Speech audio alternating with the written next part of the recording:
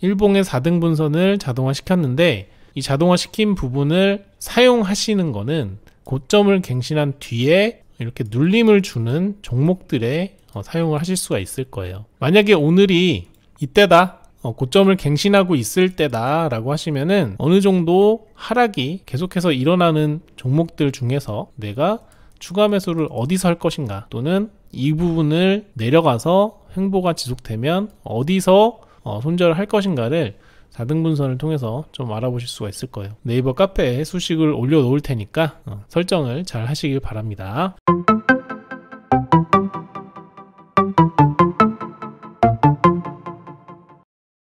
안녕하세요, 책전입니다.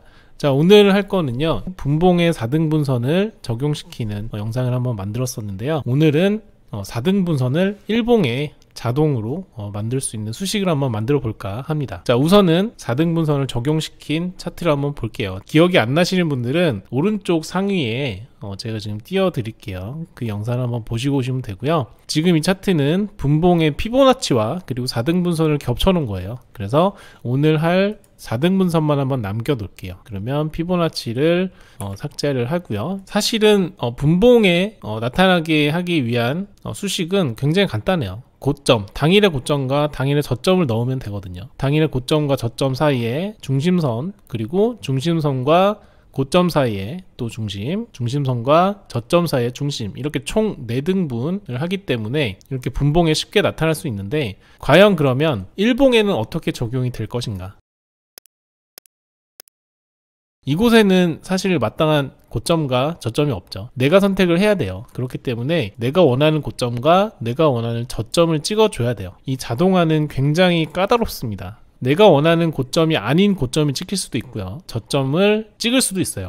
그리고 중심선과 그 사이사이에 들어가는 선들의 수식도 조금 까다롭긴 해요. 이런 것들을 만들어 보고, 그리고 고점과 저점을 어떻게 잡을 것인가 때에 따라서 변경도 하면서 사용하면 될 것 같습니다. 자, 우선은 시너지 이노베이션을 먼저 보면은 제가 차트 툴에 있는 4등분선으로 만들어 본 거예요. 그러면 제가 예전에 이곳에서 매수를 했죠. 이렇게 보면 최고점에서 샀다고 생각을 하실 수가 있어요. 결과론적으로는 최고점에 샀죠. 네, 그쵸? 제가 샀던 이유는 전고점을 돌파를 하고 그 고점에서 추가적인 상승을 생각을 해서 매수를 한 건데, 제 생각과는 반대로 갔죠. 그리고 제 추가 매수 구간인 기준선도 한 번도 찍어주지 않고 내려왔어요. 그 뒤에 기준선을 이곳에서 돌파를 해줬기 때문에 추가 매수를 여기서 했죠. 평단가가 여기쯤 될 거예요. 그래서 평단가를 아직은 올라가지 못하고 있습니다. 자, 그렇다면 제가 생각하는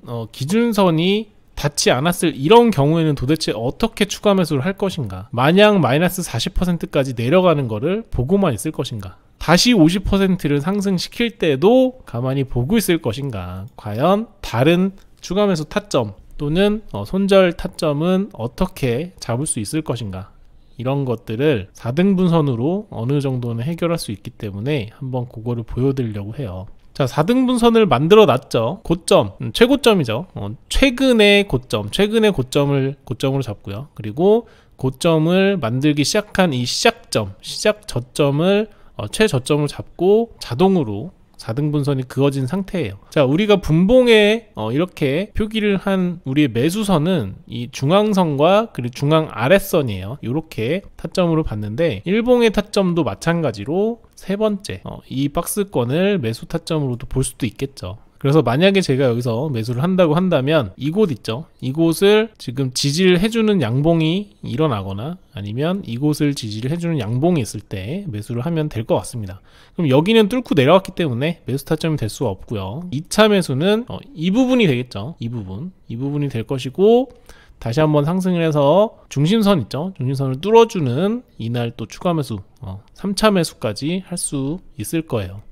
자, 이런 식으로 매수를 하게 된다면 제가 여기서 기준선을 기준으로 한 추가 매수 구간보다도 더 아랫 구간에서 한 번 더 매수를 잡을 수 있었겠죠. 그러면 1차 매수, 2차 매수에서 평단가가 이렇게까지 내려왔을 것이고, 여기서 지금 평단가 부근에서 지지저항 싸움을 하는 걸 볼 수 있을 것 같아요. 자, 그러면 수동으로 이렇게 한번 만들어 봤어요. 근데 지금 이렇게 수동으로 만든 이 4등분선을 다른 종목으로 이렇게 옮기게 되면 없어지죠. 없어지고 4등분선을 새롭게 만들어야 돼요. 새롭게 만들어야 되기 때문에 굉장히 귀찮은 작업이에요. 그래서 이 부분을 한번 자동화 시켜 보겠습니다.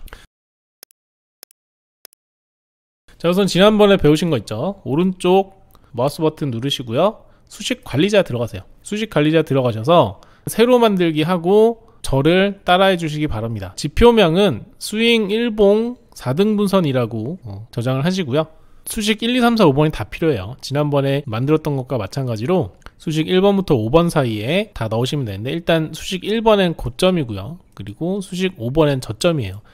자, 이 지표들은 하이스트죠. 하이스트, 고점, 피리어드. 피리어드는 기간이기 때문에 이 기간이 지표 설정에 들어가요. 이건 조금 이따가 말씀드릴게요. 그래서 하이스트, 고점, 그리고 로에스트, 저점, 이렇게 수식 1번과 5번에 차례대로 넣으시고요. 수식 3번에는 당일 중심선이 들어갑니다. 당일 중심선은 고점과 저점 더해서 나누기 1을 했고요. 그 다음에 수식 2번에는 중심선 1이 들어가요. 마찬가지 수식 1의 고점과 중심선의 절반이죠. 이 수식이 들어간다고 보시면 되고, 수식 4번도 마찬가지로 중심선과 저점을 더해서 나눈 숫자가 들어갈 거예요. 이런 수식들은 제가 네이버 카페에, 책전주식 카페에 올려놓을 테니까 가셔서 복사해서 쓰시면 되고요. 자, 지표 설정으로 가볼게요. 제가 앞쪽에 피리어드를 넣어놨어요. 이게 조건값인데 다 피리어드가 들어가 있죠. 그러니까 이 기간 안에 고점이 어디인지, 이 기간 안에 저점이 어딘지를 표현을 해주는 거예요. 그래서 지표 조건 설정에 피리오드라고 적어 주시고요. 그 다음에 240일로 적었습니다. 자, 제가 240일선을 굉장히 중요하게 보기 때문에 240일 안에 고점과 저점을 기준으로 해서 4등분이 만들어진다고 보시면 됩니다. 자, 그리고 고점, 중심선, 당일 중심선, 중심선 2, 저점, 이 설정들은 카페에 역시 올려놓을 테니까 천천히 따라하시면 될 것 같습니다. 자, 그 뒤에 나머지는 손대실 필요 없고요. 수식 검증 한번 누르시고 이상이 없습니다 뜨면은 작업 저장을 누르고 나오시면 됩니다. 자, 나오신 다음에 일봉에다가 적용을 해야 되는데요. 자, 일봉에다가 적용을 하려면 기존에 이미 우리가 만들어 놓은 설정이 있기 때문에 이 설정을 그대로 갖다가 덮어 씌우면 이 앞에 있는 설정들이 보이지가 않아요. 이 순서대로 설정이 되기 때문에 지금 이 차트는 그대로 두시고요. 새로운 차트를 한번 만들어 볼게요. 천천히 한번 따라와 주세요. 자, 오른쪽을 누르시고요. 기본 차트로 돌립니다. 차트 설정을 초기화 하시겠습니까? 확인 누르시고요. 자, 그러면 완전히 차트가 기본 차트로 바뀌게 돼요. 자, 이 상태에서는 어떻게 하냐? 일단 여기 종가 단순 있죠? 자, 이평선이 돼 있는 종가 단순이라는 곳을 선택을 하신 뒤에 딜리트 키를 누르시면은 삭제가 되고요. 마찬가지로 거래량은 거래량만 남기고 이평선은 날릴 거기 때문에 두 번 클릭하시고 라인 설정 가셔서요. 단순 5, 20, 60, 120 체크 해제하고 거래량을 선택하신 뒤에 가격 차트 동일하게 설정을 하시면 됩니다. 자, 이게 바로 제가 사용하고 있는 기본 차트고요. 여기다가 조금 아까 만들어 놓은 거를 덮어 씌워야 되겠죠. 오른쪽 클릭하시고 지표 겹치기를 하시면 됩니다. Y지표 종목명과 공유를 누르시면 됩니다. 표시 방법을 Y지표와 공유하도록 누르시면 되고요. 자, 그럼 시너지 이노베이션의 차트에 제가 조금 아까 만들어 놓은 자동 4등분선이죠. 자동 4등분선이 구현이 됩니다. 자, 근데 뭔가 좀 허전하죠. 몇 개 조금 더 추가해 줄게요. 왼쪽 메뉴를 보시고요. 가격 이동평균 선택하시고요. 다시 한번 설정을 해줘야 되겠죠. 5, 20, 120, 240, 480 이게 항상 제가 보는 지표들이에요. 근데 5, 20 잘 안 보고요. 480도 잘 안 봐요. 5는 빨강, 2, 20은 파란색, 2, 120은 빨간색, 3, 240은 파란색, 3, 480은 빼요. 480은 안 보니까 일단 빼고요. 확인을 눌러주겠습니다. 자, 이렇게 이동평균선이 구현이 되고요. 강세 약세 있죠. 신고 거래량 넣어주고요. 그리고 신호 검색에서 화살표가 표기가 됩니다. 자, 가격 지표에서 일목균형표 누르시고요. 두 번 클릭, 9와 52 삭제, 라인에서 기준선 빼고 삭제, 기준선은 저는 초록색으로 사용하죠. 2포인트하고 확인 누르면은 이렇게 깔끔하게 표현이 됩니다.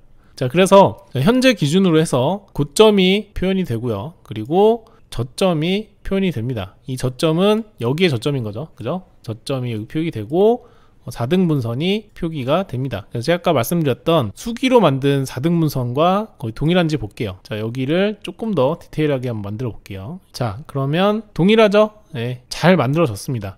자, 4등분선이 겹쳐지죠? 잘 만들어졌다는 걸 보실 수가 있어요. 일봉의 4등분선을 자동화 시켰는데 이 자동화 시킨 부분을 사용하시는 거는 고점을 갱신한 뒤에 이렇게 눌림을 주는 종목들에 사용을 하실 수가 있을 거예요. 만약에 오늘이 이때다, 고점을 갱신하고 있을 때다 라고 하시면은 어느 정도 하락이 계속해서 일어나는 종목들 중에서 내가 추가 매수를 어디서 할 것인가, 또는 이 부분을 내려가서 횡보가 지속되면 어디서 손절을 할 것인가를 4등분선을 통해서 좀 알아보실 수가 있을 거예요. 그래서 제가 예를 들었던 시너지 이노베이션 같은 경우는 자, 이런 식으로 1차 매수하고 기준선 안 주고 쭉 내려갔죠. 내려가서 여기서 지지를 받는 모습을 보이기 때문에 여기서 2차 매수를 할 수 있고요. 그 다음에 중심선을 회복하는 이 부분에서 뭐 3차 매수 이렇게 들어갈 수도 있고, 만약에 여기서 1차 매수를 안 하고 내가 이 고점 이후에 이 종목을 봤다라고 하면은 형님들이 안 나갔죠. 형님들이 안 나갔다는 전제하에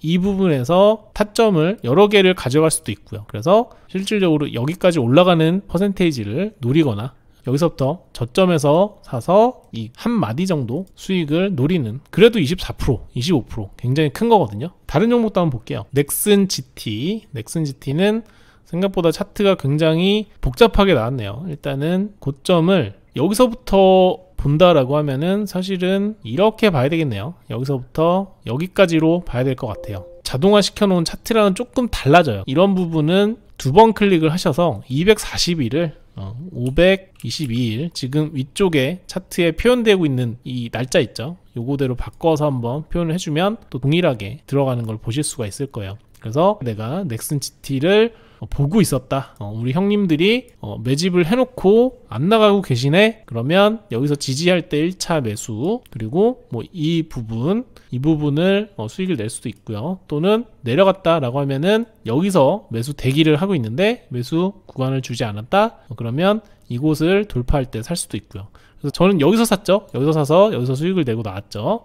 요거는 아마 다들 아실 거예요. 그리고 제가 이쪽에서 언급을 드렸을 때 여기서 사신 뒤에 여기서 수익을 실현하신 분들도 있으시고요. 이런 것들은 일단은 전략적으로 사용하시는데 도움을 좀 받을 수가 있을 거예요. 근데 이 차트대로 한다고 무조건 수익이 난다? 그런 건 아니죠. 내가 판단을 내리는데 굉장히 큰 도움을 줄 수 있는 차트인 거는 분명해요. DY 이런 종목들도 앞쪽에서 고점을 갱신하고 있고 타점, 그리고 여기 타점을 노리면서 한번 매수에 참가해 볼 수도 있는 이런 타점들을 노릴 수가 있을 거예요. 종목에 따라서 내가 설정해 놓은 지표를 더블 클릭하시고 기간값을 좀 바꾸시면서 활용을 하시는 게 좋을 것 같습니다. 그래서 내가 지금 현재 보고 있는 차트에서 가장 고점과 저점을 판단을 내리고 싶다라고 하시면은 400일도 좋고요, 아니면 500일도 좋고요. 이런 식으로 판단을 하시면서 좀 접근을 하시기 바랍니다.